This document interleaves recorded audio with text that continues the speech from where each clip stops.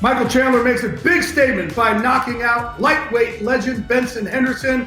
We'll talk about what's next for him.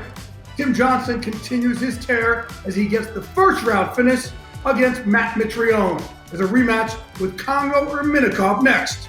Champ Ryan Bader drops down a light heavyweight again to defend his belt against Fedor Emelianenko's protege, Vadim Nemkov. Is this Bader's most difficult test to date? Julia Budd looks to get back to her winning ways when she faces off against Jessie Mealy. We'll look at that matchup, and Bellator announces the signing of top 5 light heavyweight Corey Anderson. We'll discuss with him potential debut matches. All that, plus much, much more, as Bellator MMA presents The Dose.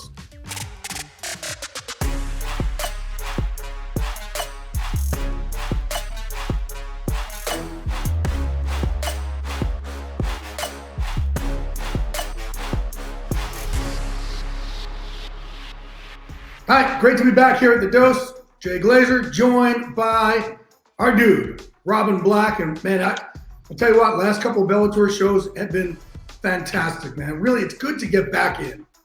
Yeah, you miss the combat, but you also miss the camaraderie, you miss the art, you miss having that fresh fight to dissect. So it is really good to be back, man. Yeah, look, I miss the fighters, I miss the characters. And you know what? Bellator, they just signed a great character and a great fighter. We're going to bring him in right now, the newest light heavyweight in the Bellator roster, the one and only Corey Anderson. What's going on, guys? How you doing? Take us behind the scenes in how this all transpired for you. I mean, it just happened so fast, but it happened so smooth. And, you know, everybody knows that whole health issue I went through, the scare, which came out to just be a concussion. But it made you think about a lot of things, like what if that was something serious? You know, before in the world, your wife shouldn't have to still be working to help us cover things, you know. And it just happened. Something, like I said, they had another opponent, and my manager called them and told them I want more money. I don't know what he asked for, but he called me back and he said, well, if the opportunity came that you can be released and go make more money somewhere else. Bellator was the first ones we talked to. They had an offer which was worth it. Like I said, when I told my wife, we get this one, you ain't got to work no more. This is it. First fight, get done working. We can go, we can take care of this, we can start having more babies, whatever it is, and just live our life that way. Within an hour and a half to 2 hours, the deal was done, and it was the smoothest transition I ever had. Corey, you're sort of talking about it as, hey, intrinsically I love fighting, but somewhere else I could make more money. Whereas here now with your new deal, you can have both, correct? 100%. It's like I've been saying, a lot of people, it's calculated risk. Why would I go out here and take risks of getting knocked out or facing health injuries for nothing, where I can go take the same risk and get my worth? You know, like I said, I've 15 fights. I fought the number 3. I fought everybody but the number 2 and number 1 guy in the UFC.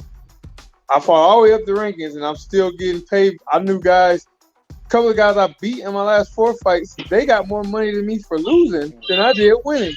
It just didn't make sense to me. I was like, I got to get something out of this. So obviously you've looked at the Bellator roster. Who do you want to make your splash with in your Bellator debut? Take Ryan Bader out of it. Let's say you have to have a fight that obviously, move into that title contention there. Who would you like to face? I mean, to be honest, anybody, like I tell you, the amount of money they pay me, what I'm getting, you really can't say no about anything. You know, if they paying me my worth at this point, they're paying me to do whoever they tell me to fight, that's my job. I can't really say no. So if it's Phil Davis, if it's the Oda Machida, if it's any of these younger kids, whatever it is, whoever it is, you can't really say much. I mean, it's time for me to go do my job. This is what I get paid to do. I was going to say that, Corey. I was going to say that. I'm so glad to hear you're getting paid your worth because, you're an elite professional athlete. You should be able to go out and do what you love to do, but also take care of your family. So it's so good to hear it. But it ain't going to be easier to come in and take a Bellator belt than it was over at the other place when you're looking at guys like Phil Davis, when you're looking at guys like Ryan Bader. Do you agree? If I can go here and still fight high-level guys, top guys, all these UFC vets, Ryan Bader, Phil Davis, Lee McGeary, who was a champ, and I know he's tough because we trained together for multiple years. So I know it's not going to be easy, but it's worth it. Corey, before I let you go real quick, you got a quick prediction on who wins, Bader and Nemkov? To be honest, I've only seen a couple of fight in Nemkov kid, but he's pretty good. I'm not going to take that from him. So striking wise, the way he moves, I like the way he moves. He's real in and out. He's quick with his jab. He's coming in with combos. As soon as you go to counter, he throws that leg kick and chop it down. But I know Bader is really good at his wrestling, and he moves a lot as well, and he puts it together because we trained together in the past as well. He's really good at putting his hands together, and when you're going to defend the hands, taking you down. So I can see him doing that and just holding him down like he did against everybody else so far in Bellator. Corey Anderson, we appreciate you joining us here on The Dose, my man. Welcome to the Bellator family. Thank you guys for having me, and thank you, Bellator, for welcoming me. Well, the light heavyweight division certainly just got much deeper. All right, Robin, let's get into our Bellator 243 recap. Michael Chandler, Benson Henderson. What we didn't expect is that he would go out in the first round. Wow. Yeah, that was crazy, man. Chandler has always been a sprinter from the beginning, but he's fearless because he doesn't save anything for the swim back, but he blows it all out at the beginning. But he's in such good shape that even worn down, he's still able to go. Look, Ben Henderson hasn't been knocked out in about 6 years. For Michael Chandler to make such a statement like that, where does this, you think, rank in wins for Michael Chandler? It's not just the win, it's the touch of the left hand. It's how good he looked, and it's the timing. You know, we're looking at a guy on the last fight of his contract at the best, performing the best he's ever performed at, showing different skills within the game, moving beautifully, growing as an artist and as a famous person, as an influencer. I mean, the timing of this knockout, to have a highlight reel knockout at this moment, this was one of the biggest nights in Mike's career. And so you just touched on it, him being a free agent. What do you think his future plan is? Man, that is a tough one. You know, Mike is so proud to be a Bellator man. 3-time Bellator champion. He has talked openly about how he would love to get the right deal done. He knows his value, and then join us analyzing fights and talking about fights and doing commentary and sitting at the desk at the end of his career, which is still easily 6 or 8, 10 years away. Like you said, listen, Michael Chandler, 15 victories in Bellator's lightweight competition. They're the most in the division history. 13 stoppage victories in Bellator competition are the most in company history. And 10 stoppage victories in Bellator lightweight competition are the most in division history as well. No matter what happens here with Michael Chandler, we love and appreciate his warrior spirit in the Bellator cage. I tell you who else I loved in the Bellator cage the other night. That was Tim Johnson. There's something to be said for confidence. Had a big knockout win, obviously, against Tyrell Fortune. We broke that down, and he comes in here, a different guy, confident guy, and stops the fight against Matt Mitrione. Listen, when you end up on top of a guy, hammering him with lunch boxes, you cut to 265 pounds, you're going to be able to put a guy's lights out. How you get there, that's not your concern. You land a punch on him, you get the takedown, or in this case, their heads crashed, not your problem. You settle into the top position and you do your work. Tim's now on a 2-fight winning streak against one of the hottest prospects in all of heavyweight, and then a true legend killer veteran in Matt Mitrione, man. You got to be happy for Tim. He can fight any of these guys now. Does he want a rematch with Congo? Is he looking at Ryan Bader? I mean, I don't think we'd have been having that conversation 8 months ago, but is he looking at Ryan Bader and thinking, I want a crack at that? I mean, Tim Johnson's in a nice position right now. Maybe it was shaving the mustache because he looked good without the mustache. I got to add. Whatever he's doing, it's working for him right now. So the fight before that, we had Miles Jury against Georgi Karakhanyan. That could have gone either way. How did you see the decision? Man, at the time, you love both of these guys, and they both took the appropriate and correct approach to defeating the other.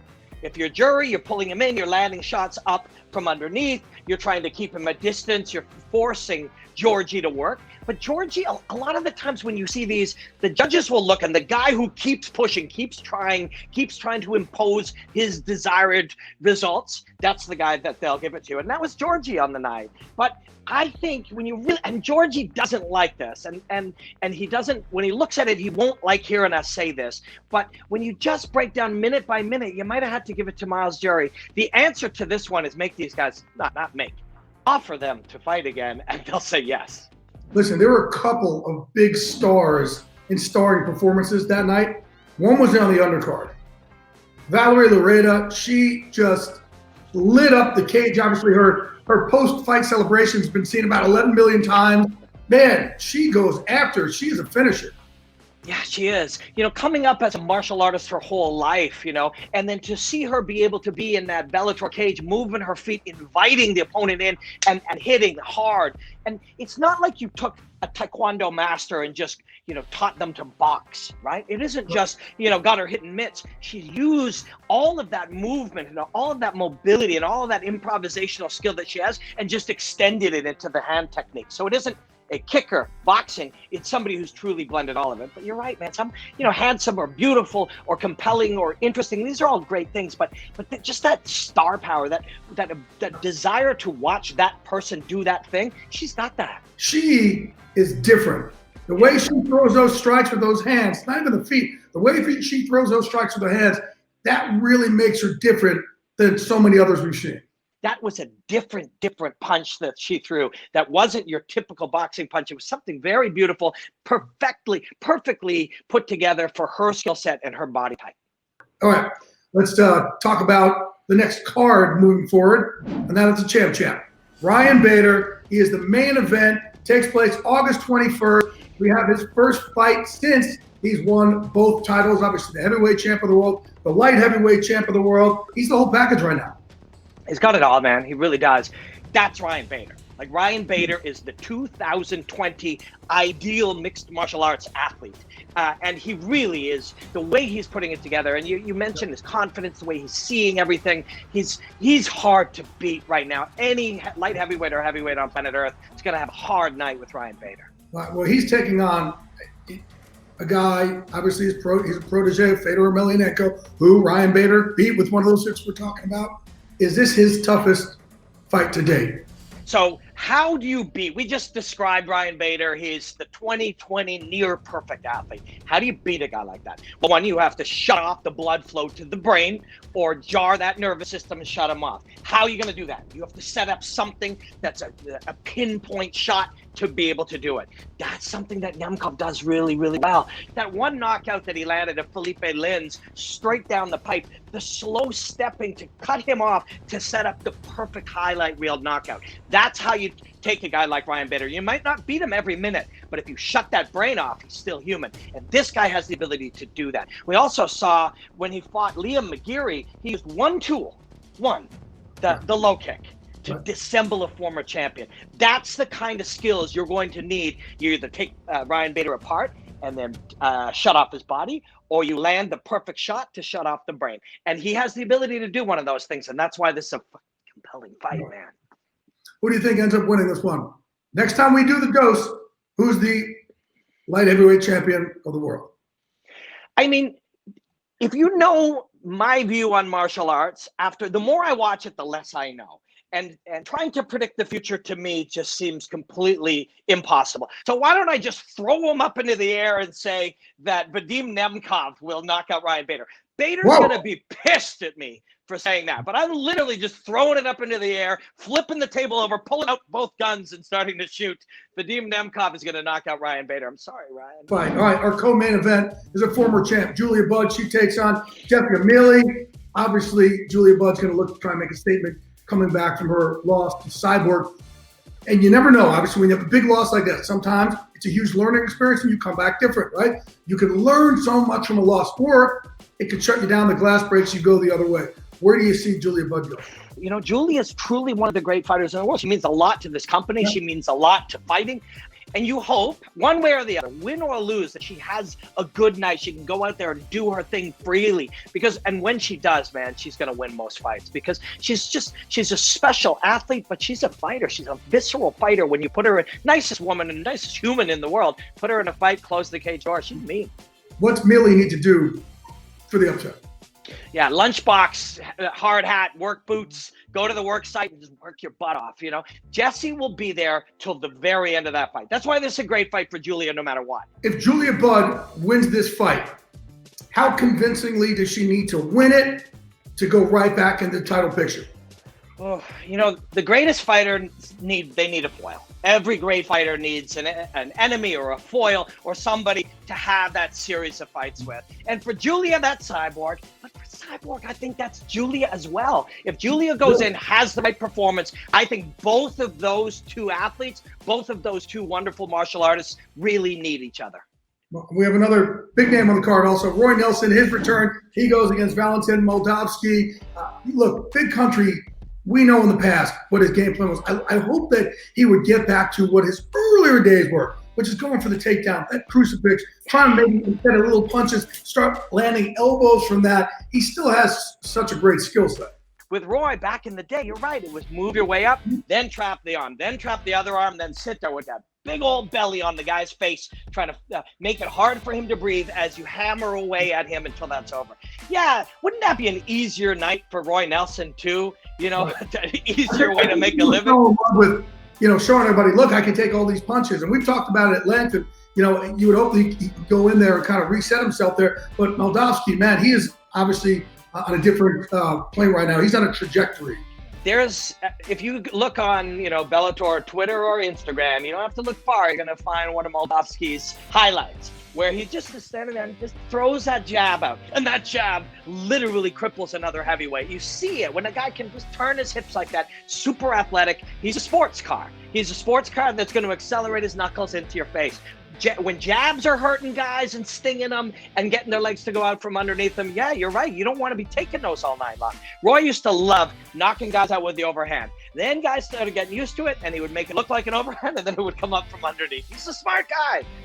When you look at Roy Nelson, you don't think this guy's on a great diet, and you don't always think Roy Nelson's the smartest guy going. But Roy Nelson is a brilliant combat sportsman. So I wouldn't be surprised to see him take your route, Jay, and try to get back on top in that crucifix position. That's going to be an exciting fight. There's other exciting names on there. John Salter, Piccolotti on there, Sidney Outlaw, Eric Perez, Josh Hill. Just a great card overall. But again, it is highlighted and headlined by the light heavyweight championship of the world. That is August 21st. Robin Black, can't wait to see you there, brother. Man, I cannot wait for this one. To see Ryan Bader knocked out in the second round is just it's gonna be sad, but it's gonna be.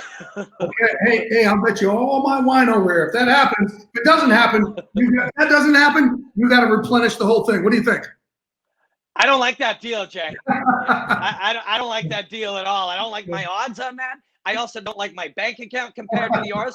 I think I'm maybe more handsome, but other than that, I don't like the way Now we know you're punchy. Hey, for my punchy cohort, Robin Black, I'm Jay Glazer. This has been Bellator MMA presents The Dose.